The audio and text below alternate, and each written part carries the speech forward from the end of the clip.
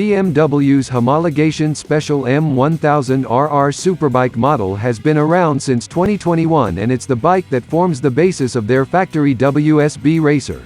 In simple terms, it's a BMW S1000RR on steroids with a race-ready engine ripe for tuning.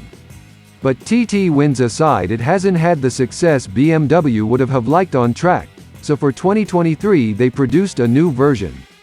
Rather than go to work on the engine, chassis or electronics, they've spent time in the wind tunnel to produce a more slippery superbike with extra downforce.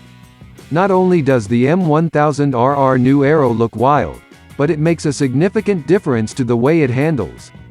Its wider new carbon fairing makes it easier to get tucked in out of the wind along the straights, and wings jam the front wheel on the floor through the higher gears, but the improvements are small and more for race teams than track day riders. Elsewhere, it's still a phenomenal piece of kit with monstrous power. It's hard for your brain to keep up, and venturing into the race motor's final few thousand RPM is like hitting the turbo button. Its brakes are just as powerful, electronics as reassuring, and handling impeccable, although standard Michelins take their time to chime in on a cold track. Despite its searing performance, the BMW isn't too extreme on the road, thanks to its roomy riding position, variable valve timing, heated grips, and cruise control.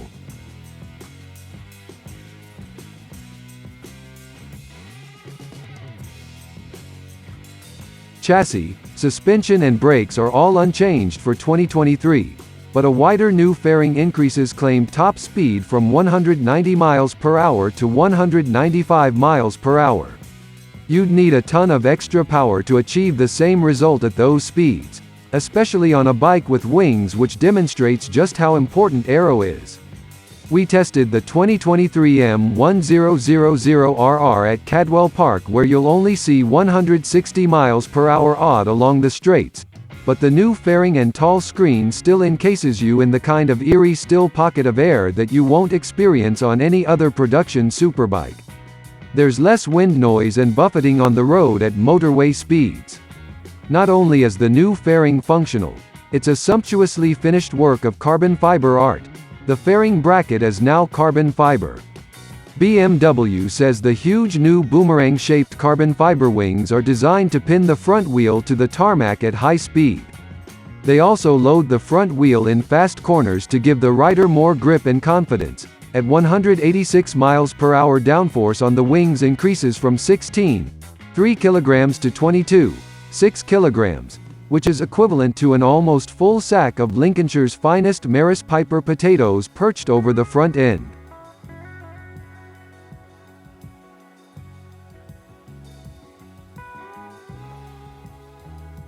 The BMW has an uncanny air of stability, like a bike with the steering damper wound on slightly, and where a superbike would usually wheelie along Cadwell's undulating straights in third and fourth gear.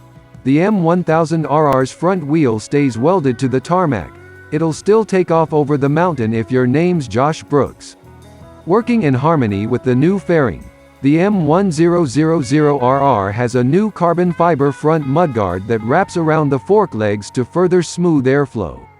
It also has built-in air ducts to cool its Nissan 4-piston calipers, which are unchanged for this year and now also appear on the new S1000RR. Stopping power, feel, and consistency rivals the gold standard of Ducati's Panigale V, but the brakes vibrate under hard use in long braking zones here at Cadwell and other tracks where we've ridden with the same setup. The mudguard's cooling ducts are so effective that some BMW BSB teams revert to the old M1000RR's conventional mudguard in cold conditions to keep heat in the calipers.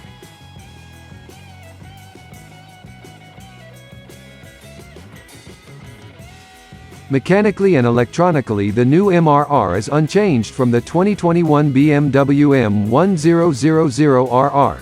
Its 209 bhp race motor sounds and feels aggressive at full throttle, and you need to rev it way past where it feels natural to change to taste its fruits. Despite its power, it's easy to control thanks to its superb rider aids and friendly engine mapping. That said, the standard electronics go in the bin when teams convert an M1000RR for racing, even for Superstock 1000. Build quality is generally excellent, but when you strip the beautiful carbon fiber away, it's basically an S1000RR underneath and doesn't have the specialness of something like a Ducati Panigale V4R. It's a mixed bag when it comes to reliability. Mostly M1000RRs and S1000RRs are bomb-proof, despite their engines sounding rough at tickover, but there are reports that some suffer the occasional mechanical malady.